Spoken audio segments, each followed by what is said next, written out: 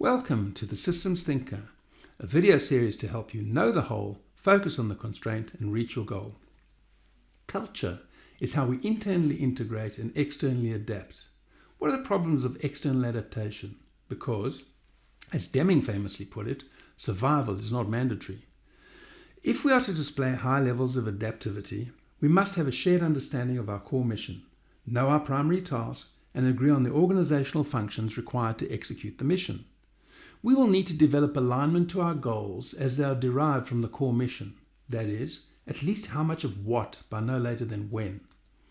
We'll need to develop consensus on the means to achieve the goals, such as organizational design, division of labor, and the reward and punishment system. In addition to achieving consensus on the measures that define how the group is doing in fulfilling its goals, we must reach a consensus on the appropriate remedial or repair strategies if we're not meeting our goals. When these elements of adaptation have worked well enough to be considered valid, they are taught to new members as the correct way to perceive, think, and feel in relation to the problems of integration and adaptation.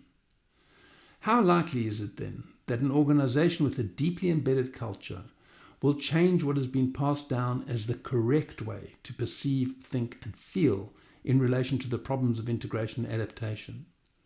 More often than not, the way we go about our business has archaeological layers of culture instantiated by the founders, which don't readily lend themselves to open and vigorous debate.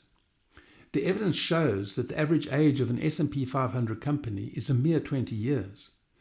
What does that say about what were the biggest and best amongst us and their ability to adapt to change?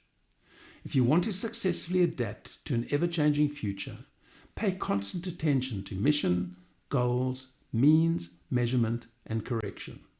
That's your tip for better ways to do better work and redefine what's possible.